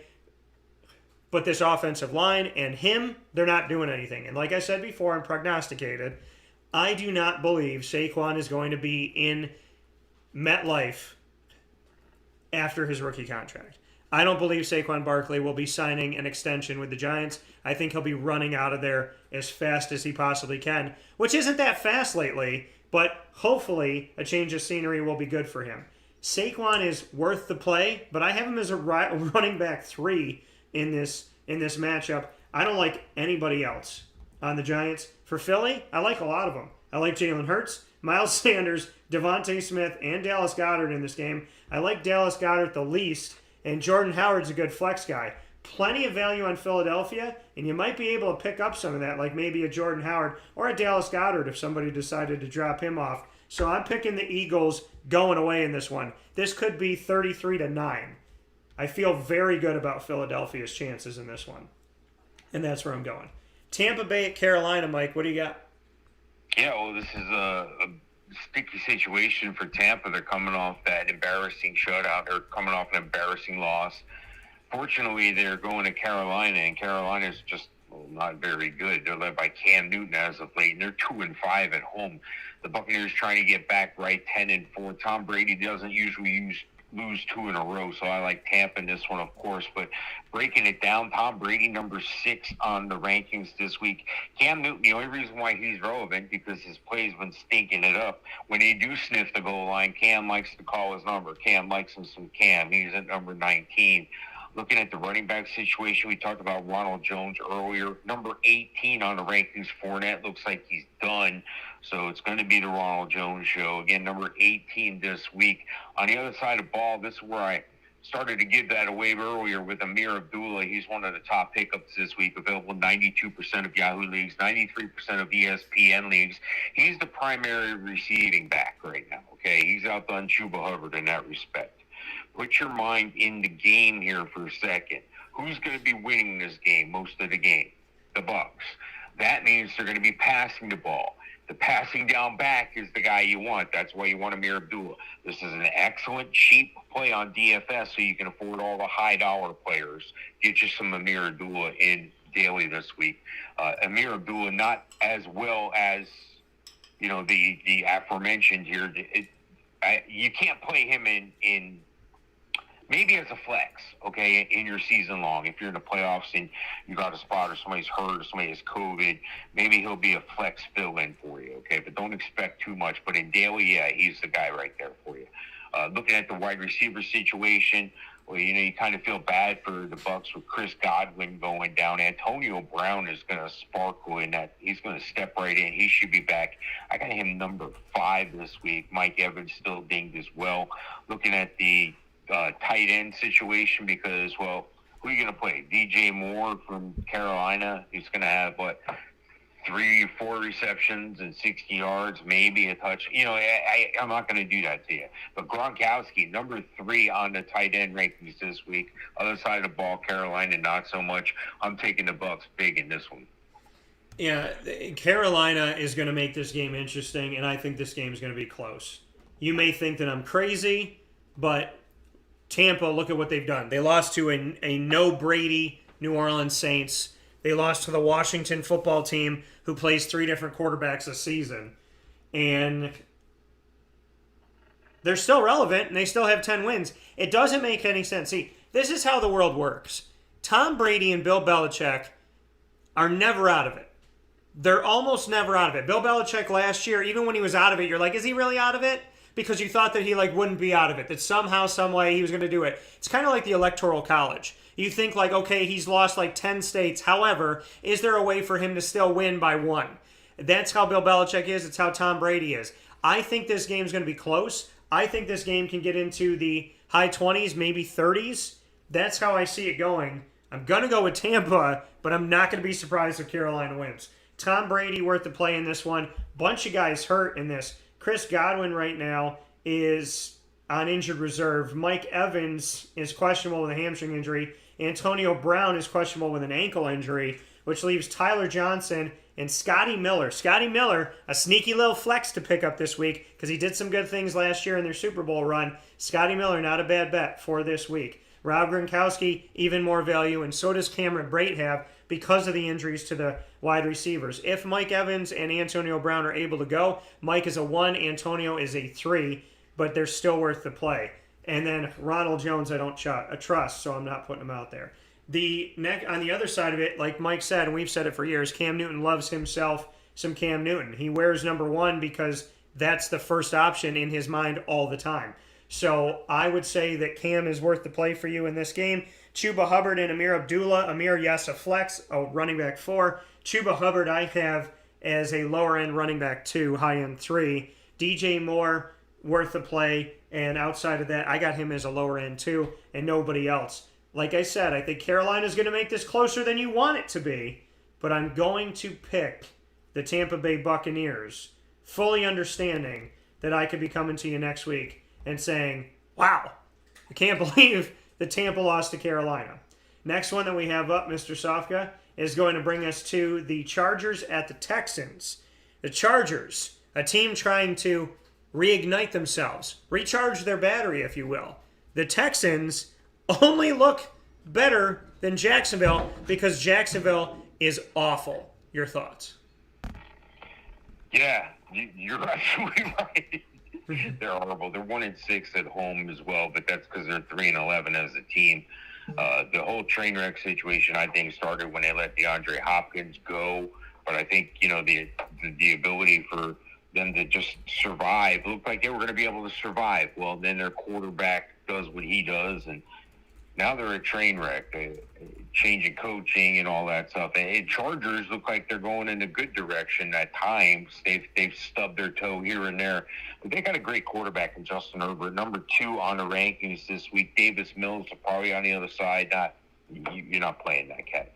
Looking at the running back situation here, Austin Eckler, he has an ankle. A little bit of an ankle injury. Got to watch this situation here. They put him on a pitch count this past week. If he makes the field, he's going to be the number 3 rusher this week on my rankings.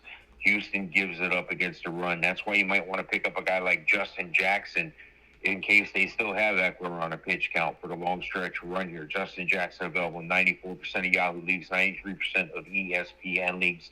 Again, the Friday's practice is always the key indicator. Looking at the other side of the ball, I can't really start a Rex Burkhead. I mean, I got him in the 40s at running back. Looking at the receiving situation, again, it's a difference in riches here. Keenan Allen, number 7 on the rankings. Brandon Cooks, the sole bright spot at wide receiver for Houston, number 16 on the rankings. And then Mike Williams, of course, always having a good year all year long here, 24 on the wide receiver rankings. And that at tight end, I maybe a Jared Cook, a touchdown dependent Jared Cook at number 12 on the rankings. Nobody noteworthy on Houston that I can play at tight end. I'm taking the Chargers on the road. Yeah, I'm taking the Chargers. I don't even have to. I mean, it's the Texans, for goodness sakes. So, seeing this, Justin Jackson, just so you know, averaging 5.7 yards per carry, has a long carry this season of 75 yards and has yet to score a touchdown this season, but has done some good things. If Austin Eckler's not able to go, Justin Jackson, not bad as a running back 3 on your roster. Austin Eckler, if he is able to go, then he's obviously worth the play. Keenan Allen and Mike Williams are worth the play as well. I like Gerald Cook even more so because Donald Parham Jr. is questionable coming off a concussion. God willing, he's okay. I told you a couple of years ago, coming off of the XFL fantasy football, which I am a champion of in their only year that they were here. I thank you. Donald Parham Jr. was on a short list of guys that I thought would make the NFL and would play. P.J. Walker was another one. He's played for Carolina at quarterback. Donald Parham Jr. has played at tight end for the Chargers. If he's able to go, I do like him. But this week in fantasy with Jared Cook healthy and him coming off a concussion, I like Jared as a low-end tight end 1, and I leave Donald Parham off the list. Justin Herbert throws a good ball, and he's playing up against the Texans, so I like him in this one. On the side of the Texans, Brandon Cooks. Have a great day. That's all I have for the Houston Texans. I'm picking the Chargers and making that very easy on all of us. Next game up, Mike, we're going to shift over to Chicago at Seattle. Chicago, a team that we never really know what the hell they're doing, and Seattle, who doesn't know what they're doing this year. Normally, Seattle's relevant, and this would be a relatively easy game for them. But Chicago and Seattle, this is a battle of two teams that I don't really feel the need to watch. What do you have for this one? Yeah, this could be the bad game number 3 here, Buster Bowl number 3. I mean, both teams are horrible. Seahawks are 2-4 at home, and the Bears visiting are 2-5 away. Something has to give. We're going to force somebody to win here. We mean it. looking at the quarterback situation, Russell Wilson's fallen off, but so has his receivers, and he had the finger injury, and I think that lingered on longer than we know. Russell Wilson, number 14 on the ranking. You go on the other side of the ball, though, for Chicago, Justin Fields, peaks and valleys, young quarterback, number 17 on the rankings here. Looking at the running back situation, David Montgomery, when he's healthy, he's one of the top running backs in the league. David Montgomery, number 9 on the ranking. And then, for Seattle, they've been struggling. Rashad Penny is maybe the guy this week. Maybe a good flex play for you in daily. Rashad Penny, number 32 on the ranking. Looking at the wide receiver situation, DK Metcalf, hopefully he's going to be catching some good passes from Russell Wilson, number 18 on the rankings. Tyler Lockett, just a few ticks above him at number 14. Chicago really doesn't have anybody outside of a Darnell Mooney that I'd be interested in starting. Number 25 is Darnell Mooney. And then the tight end position, it's a struggle to find anybody. Maybe a Cole Kmet, a touchdown-dependent Cole Kmet at 18 on the rankings. I'm going to go with Seattle at home. Yeah, Seattle, to paint the picture here, since that injury to Russell Wilson's hands, we look at the break that he had between October 7th and November 14th. His completion percentage, and this shows you, to me very clearly statistically, what it looks like to have Russell Wilson with his hand healthy and what it looks like to maybe have rushed him back. Because I didn't think he was going to come back this quick. I didn't know if he was going to come back this season and really be okay. Looking at this right now, he started the season 78.3%, 71%, 71%, 69.6%, and 68.8% passing completion percentage. He came back and is now 50%, 53.8%, 64.5%, 81.1% against the Niners, 60.7% and 54.8%. 3 games where he's been around 55% or less. He did not throw a touchdown in any of those games. He has thrown a few touchdowns here recently, has 6 touchdowns in the 6 games that he's been back. 3 of the games threw a touchdown, 3 of the games he did not. Looking at him statistically, completion percentage-wise, it's clear that his hand's not okay. And so to me, Russell Wilson has definitely dipped, and this team has dipped because of it, seeing how well he was passing the ball and how his accuracy is just not there right now. So I don't feel good about him. Justin Fields is back for Chicago, but he's playing Seattle's defense. So I got him as a quarterback too. David Montgomery, I have him as a running back too on the lower end because they're going to have to lean on him. Darnell Mooney, I don't mind putting him out there for you. I think he's a guy that can get you, 13 points, somewhere around that world. So Darnell Mooney, for me, I'm going to put him in a place where I think, running a wide receiver 2 is okay to say for him on your team. And I think that he can get you some points. Russell Wilson, I'd leave off. Rashad Penny, with pretty much everybody else hurt. Chris Carson can't stay healthy from season to season. God willing, he can soon. Rashad Penny hasn't done a lot. Tyler Lockett is now on the injury report. He's on the COVID-19 list, I should say. So DK Metcalf saw 12 targets in the loss that Seattle just had. DK's your best play, and really that's it. It's kind of Darnell Mooney and David Montgomery versus DK Metcalf in this game. I am not a fan of what Russell Wilson's been doing, but I'm less of a fan of what Chicago does. So this is a really tough one for me to pick. But Russell Wilson's accuracy is down. He's playing a good defense. So I'm going to have to go with... This is tough. Mike's going to go with the Seahawks. I am going to say the Bears in this game. I'm going to pick the Bears to win this matchup. I don't like where Russell Wilson's going, and I do. I think he got rushed back way too quick. And, you look at a guy with a hand injury who's struggling to be accurate with the football. I mean, to me, that's just clear statistically what I talked to you about. So I just see what I see on paper, and I don't like it. Seattle's not going to the playoffs this year. Chicago isn't either. Pittsburgh at Kansas City. Pittsburgh's still alive. Kansas City is, I guess, doing okay. They're doing better than Baltimore. What are your thoughts? Yeah, well, Kansas City's bit by the COVID bug. That's why there's not lines on, a handful of these games, by the way, is the COVID bug. There's a lot of unanswered questions as to if certain guys are going to play, and it definitely impacts this game tremendously. Patrick Mahomes, number 3 on the quarterback rankings, as usual. He's usually in the top 5 there. Ben Roethlisberger, other side, not so much. Number 25 on the quarterback rankings for him this week.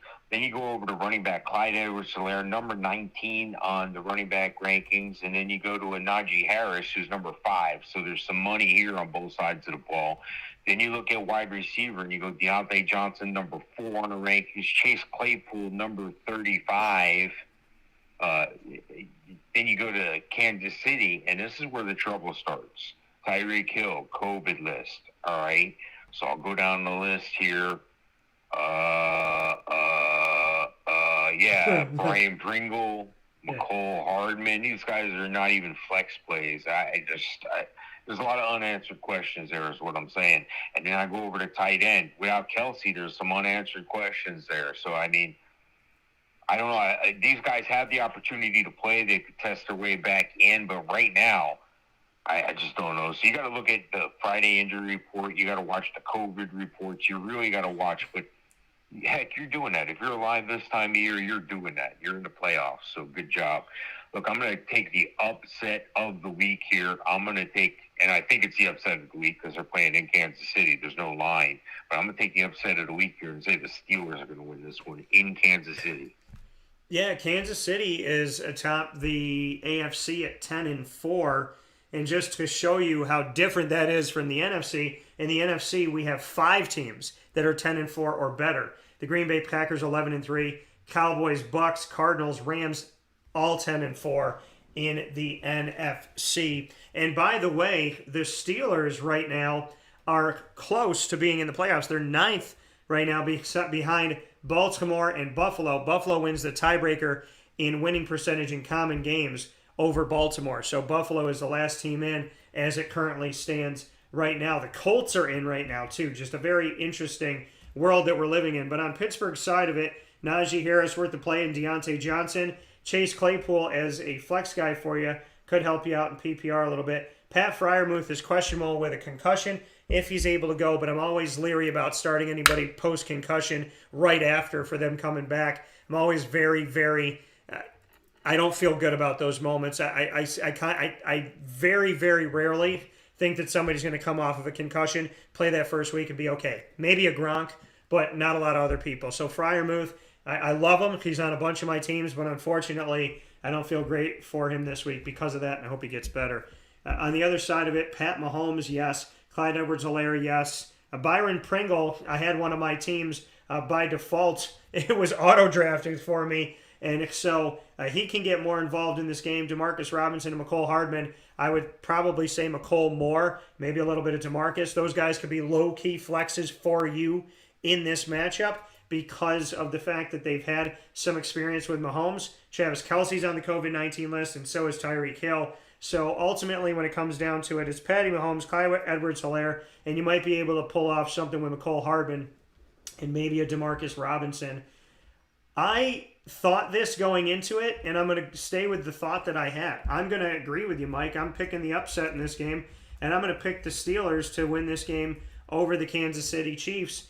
The Chiefs atop the East, the AFC, atop the AFC, and at the same time, the Steelers are right there, as I mentioned before. So this would be a huge game for the Steelers, and Kansas City's still going to be alive, even if they lose this one. So I think the Steelers are going to be able to take care of business. And they've played a lot of games close, all the way to the bitter end. Out of the majority of their season, they've either won or lost on the last drive or so. So I'm going to give the nod to the Steelers in this one. Denver at the Las Vegas Rams, playing in the spaceship. What do you have for this one? Well, if we had the brutal bowls before, this is the meh bowl. Both teams 7-7. Raiders 3-4 at home. Broncos 3-3 on the road. Vegas is favored in this one by a point. Derek Carr, number 15 on the rankings. You feel bad for what happened to Teddy Bridgewater here. So I'm thinking that they're going to have Drew Lock is going to be the quarterback here. Number 29 on the rankings, which affects everybody else's rankings as well, unfortunately. If you're a Denver fan, Javonte Williams is going to get a bump in production, 16 on the running back rankings. Melvin Gordon not too far behind at number 21. Vegas, of course, has Josh Jacobs. Kenyon Drake no more right now, so it looks like Josh Jacobs is going to continue to be a top 10 running back, number 7 on the running back rankings. Going over to wide receiver, well, not so much for Denver. Hunter Renfrow, but he put up a stinker last week. He's number 13 on the rankings this week. Maybe a Tim Patrick, maybe a Jerry Jeudy, but these guys are in their 30s and 40s. Cortland Sutton signs a $60 million extension, and recently he's all but disappeared. So I just feel bad for these guys. There's one pickup I want you to be aware of. Noah Fant is the tight end for Denver of record that everybody knows of, but they've been working Albert Okwuegbunam. They call him Albert O, Drew Lock's old partner from Missouri. So look for the red zone connection to continue there with Albert O. And now that Drew Lock is back, look for some magic to happen. He's available, of course, in 99% of Yahoo and ESPN leagues. This isn't a guy who's going to save your week. He's not going to win your championship for you. But it might be a sneaky daily play that could get you into some money in a GPP or something. I'm going to have to take the Raiders at home. Yeah, when Teddy Bridgewater's not out there, like Mike said, it affects everybody. Affects everybody in reality and affects everybody in fantasy. So I feel bad for Denver because they're falling down the list here out of contention to go to the playoffs. And Javonte Williams is the best bet for you. Melvin Gordon, a good handcuff.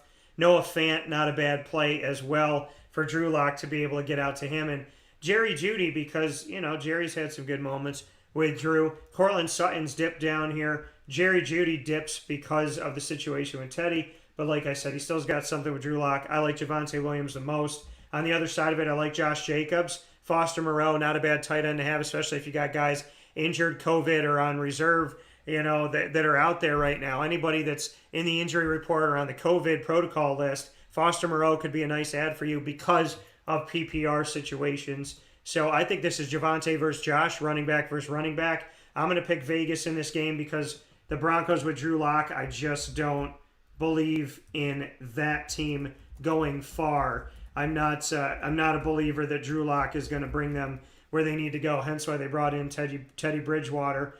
And I would love to see a season where Teddy stayed completely healthy. We saw what he did with the New Orleans Saints when I think a lot of people maybe thought they're just going to pack it in, miss the playoffs. Drew Brees is out. How are they going to win? Whatever it was, 7, 8, 9 games. And he got them. I think they won every game except for one under Teddy Bridgewater. So I give him a lot of credit. He's done a heck of a job. Carolina didn't give him enough time. And now he's moving forward with Denver. But he's got to stay healthy. And right now that's not happening. So we're not going to see him out there. And we're going to see Drew Lock, which changes the game a little bit.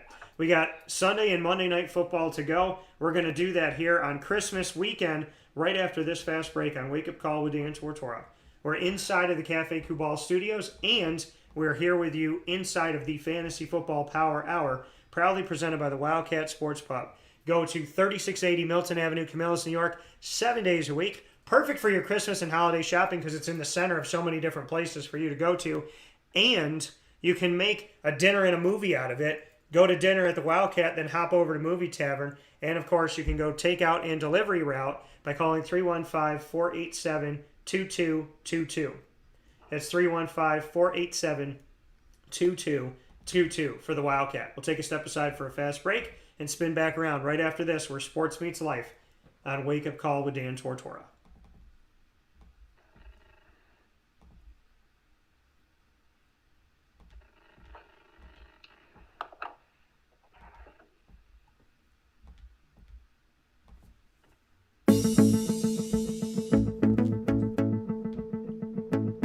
Avicoli's, located on the corner of Route 57 and Wetzel Road in Liverpool, New York, has been your trusted neighbor for decades. Located just steps from Liverpool High School, we're happy to have the Liverpool Warriors on-site, on-location broadcast at Avicoli's through Wake Up Call with Dan Tortora every single month, featuring student athletes, coaches, and administration throughout the year from Liverpool High School. Head out to Avicoli's today on the corner of Route 57 and Wetzel Road in Liverpool, New York, open Tuesday Thursday through Sunday for lunch, dinner, and drinks. We'd love to see you out there. And of course, you can call them at 315-622-5100 for takeout, delivery, and catering. That's 315-622-5100. And also find them on myavocollis.com. That's myavocollis.com.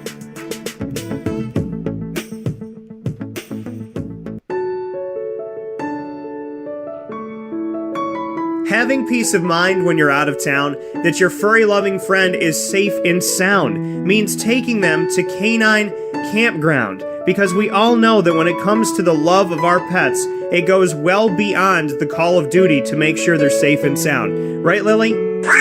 So take a ride to 242 Johnson Street in East Syracuse, New York, and see Canine Campground and where your dog will be staying in the classic cabin, the executive cabin, the grand cabin, or of course the luxury cabin, because if you know Lily, you know she loves luxury. Now you don't have to wait to the last minute to find a family member or a friend that'll take your dog for a few days.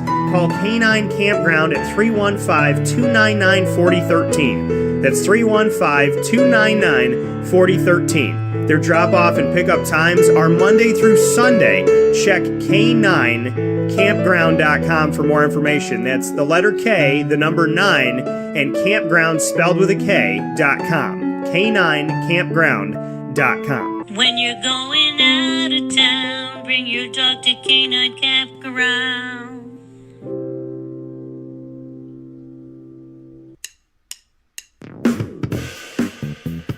PB&J's Lunchbox, the food truck that you love finding all throughout central and upstate New York, now has a street-side cafe. So when you're craving their traditional favorites as well as their out-of-box amazing menu items, you can now head to 663 Old Liverpool Road in Liverpool, New York. Located just minutes from the highway, the Thruway, Destiny USA, and Onondaga Lake Parkway, PB&J's Lunchbox Street-Side Cafe is there for you Monday through Saturday from 9 a.m. to 7 p.m., serving breakfast, lunch, and dinner all throughout the day. Get breakfast for dinner, dinner for lunch, whatever you fancy, including their award-winning grilled peanut butter and jelly sandwich. Find them at 663 Old Liverpool Road in Liverpool, New York. PB&J's Lunchbox, where we love to know what's in your lunchbox.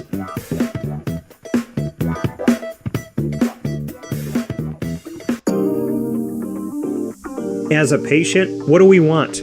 To be cared for, to be listened to, and to have someone walk us through the process on our path to victory. Victory Sports Medicine and Orthopedics does all of those things beautifully, with Dr. Mark Petropoli leading the team on 791 West Genesee Street in Skaneateles, New York, located minutes from beautiful Skaneateles Lake. Whatever your injury may be from head to toe, preventative care, rehab, physical therapy, laser therapy, and surgery are all available at Victory Sports Medicine and Orthopedics, where they care about us, they listen to us, and they understand that everyone's path to victory is a little bit different. Let them help you on yours by calling 315-685-7544 to make your appointment today. That's 315-685-7544. And find out more information at victorysportsmedicine.com.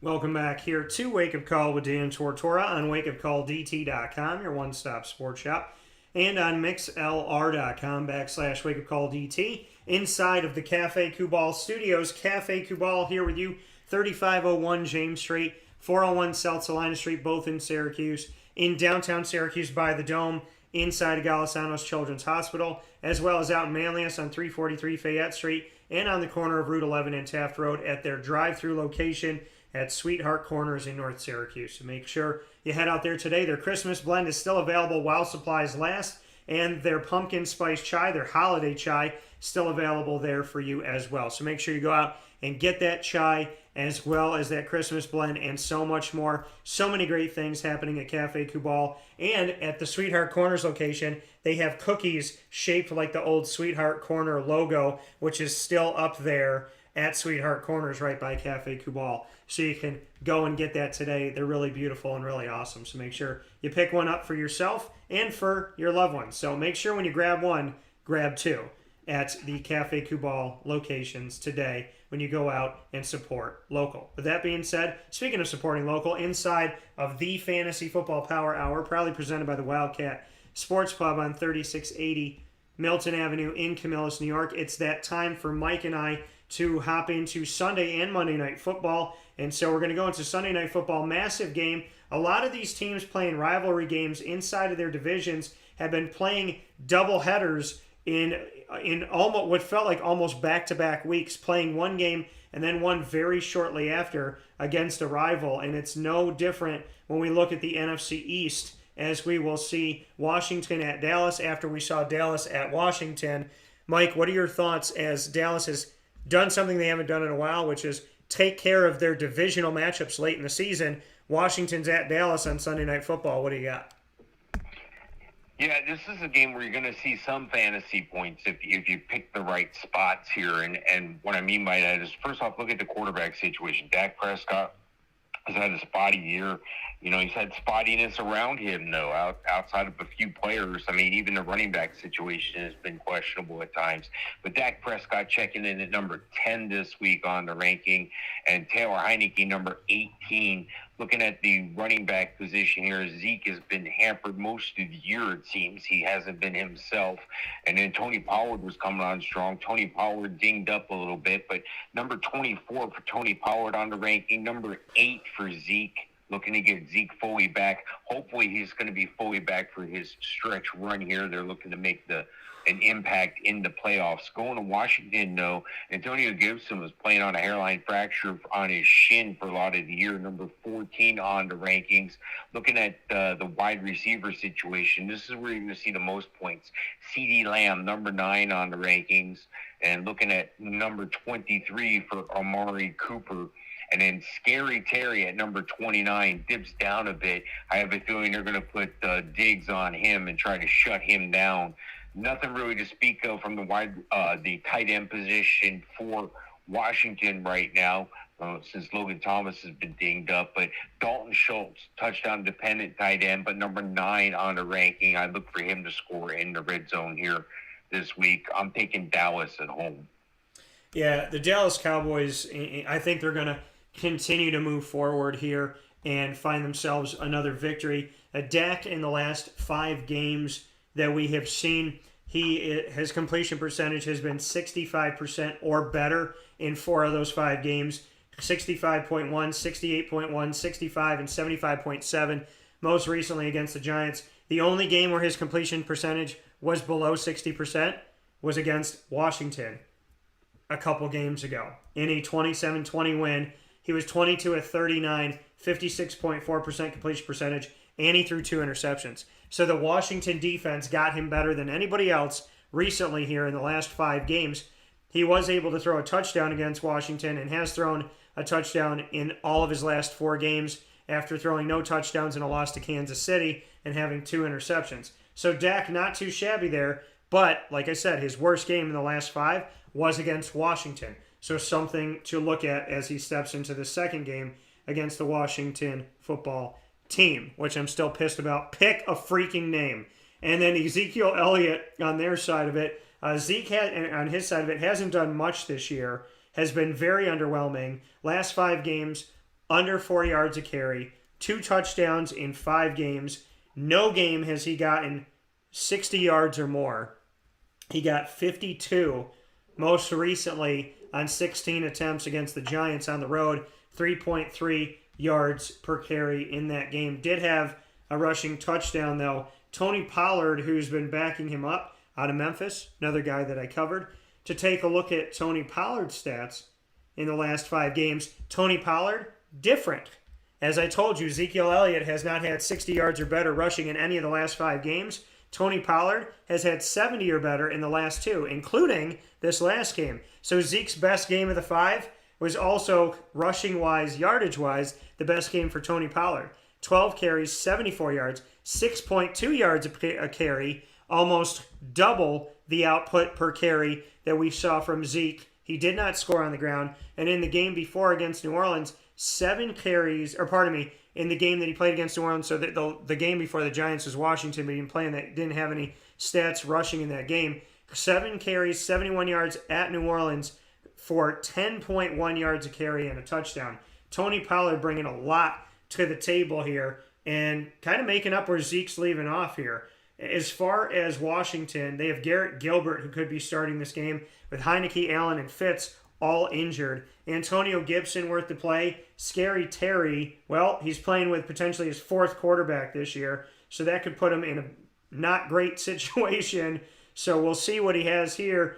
Behind him, DeAndre Carter, Adam Humphries, Cam Sims, De'Ami Brown, Dax Milne, Antonio Gandy Golden.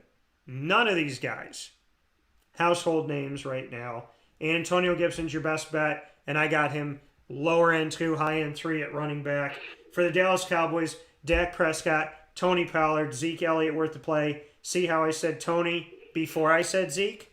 There's a reason for that. CeeDee Lamb, Amari Cooper, and I like Dalton Schultz. A lot of guys here doing a lot of good things on the Dallas Cowboys side. I like Dallas fantasy, and I like Dallas in reality. I'm picking the Cowboys to win Sunday Night Football the day after Christmas. Final game, Mike, Miami at New Orleans. I don't know how the heck this game got put in here, how a Miami team, but they're still playoff hopeful, how Miami, with injuries and really no strong sense of direction, and New Orleans without Drew Brees somehow garnered a Monday night time slot.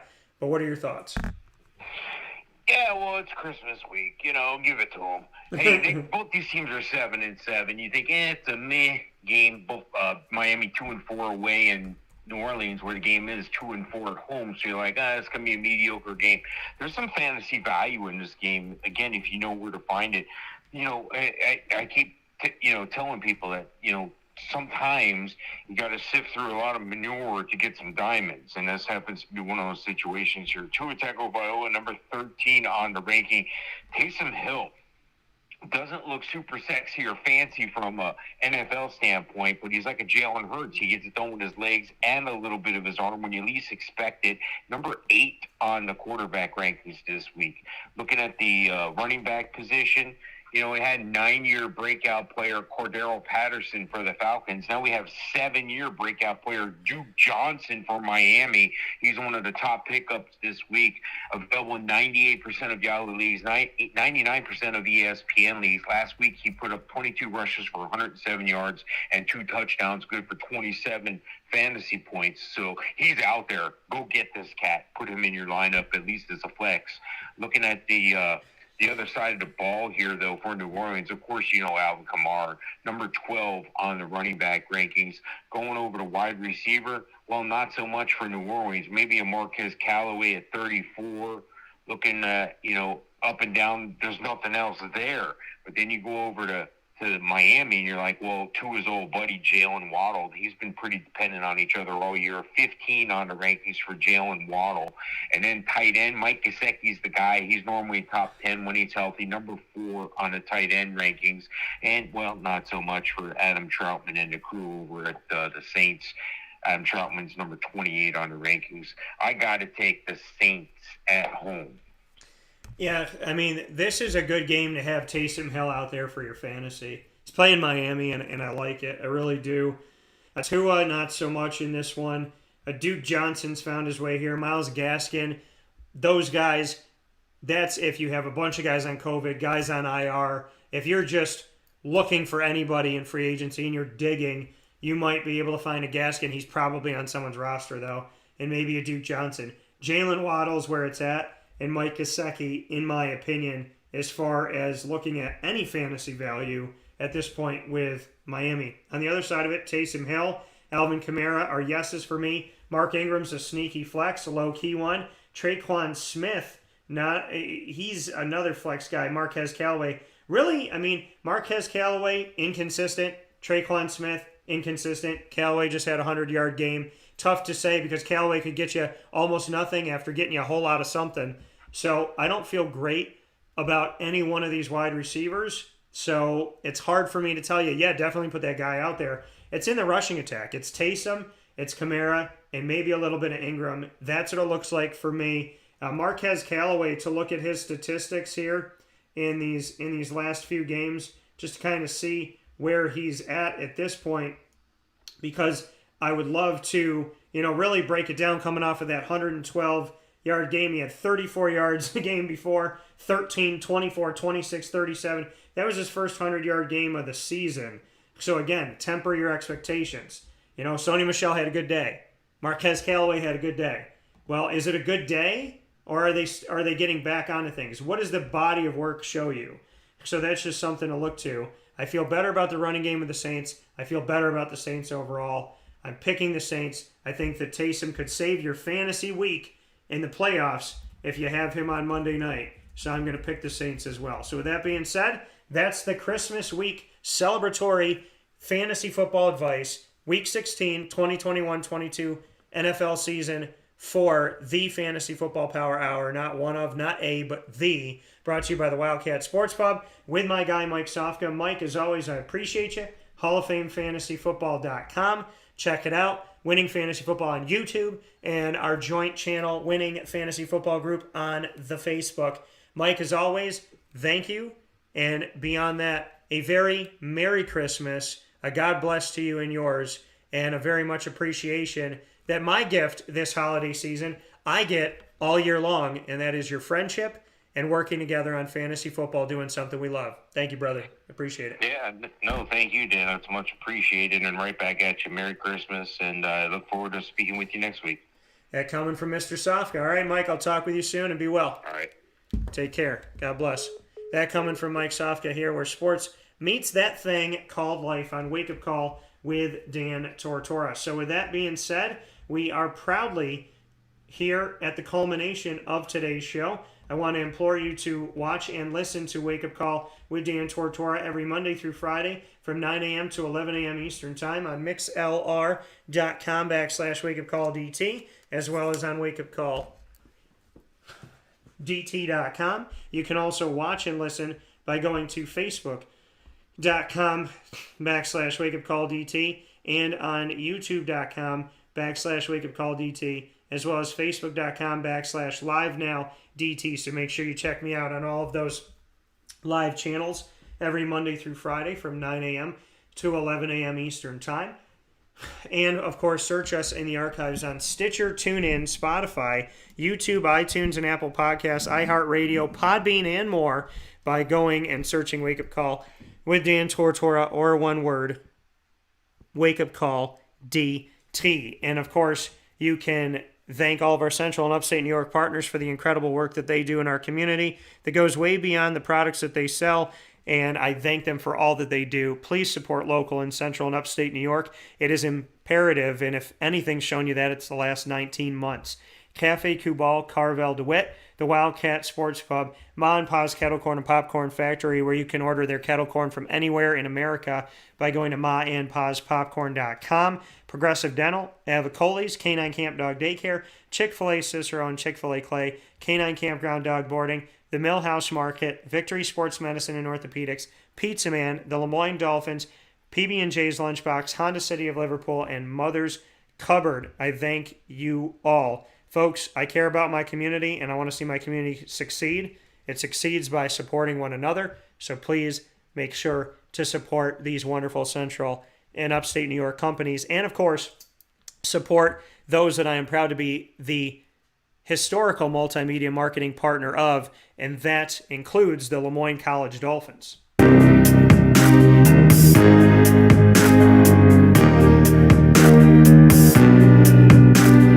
The Lemoyne College Dolphins here with me on Wake Up Call with Dan Tortora for Dolphin Time every Wednesday at 9 a.m. Eastern Time, including this morning with Ellie Summers. Make sure you check us out every Wednesday at 9 a.m. Eastern Time, the first and third Wednesday being AD and DT, where I have specials with Athletics Director of Lemoyne, Bob Beretta, and myself, Dan Tortora, focusing on specific topics and spotlighting different things about the campus, the programs, and the community.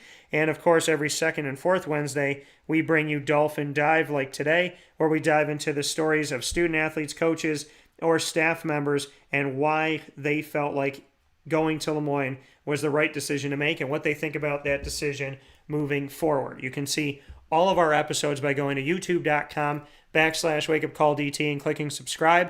You can go to Lemoyne tab on wakeupcalldt.com and subscribe and bookmark that. And of course, you can always find out more information on Lemoyne by going to LeMoyneDolphins.com. And Wake Up Call with Dan Tortora, also the proud multimedia marketing partner of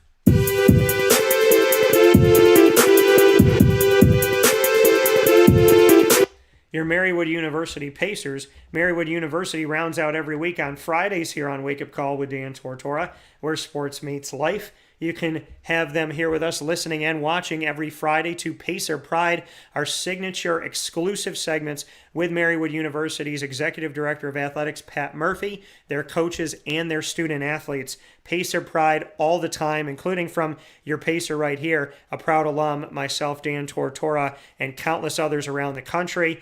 Thank you so much to Marywood University, and find all of our archive of shows by going to youtube.com/wakeupcalldt and clicking subscribe, as well as going to the Marywood tab on wakeupcalldt.com and subscribing and bookmarking that. And of course, you can always find out more information on the Marywood Pacers by going to marywoodpacers.com. With that being said, inside the Cafe Kubal studios, I hope you all have a fantastic day. Stay safe and stay well. Thanks to Ellie Summers and Mike Sofka. And we will have a very special show tomorrow for you on Wake Up Call with Dan Tortora with Papa Joe and so much more, including a very special guest. Can't wait to bring that to you here where sports meets life. In the meantime, find us on Facebook at Wake Up Call DT, Twitter at Call DT, and Instagram at Wake Up Call_DT. God bless. No stress. Do your best. Be good to each other. Be good to yourself. And focus on the present. I love y'all and I appreciate y'all. I'll talk with you soon. Thank you, God.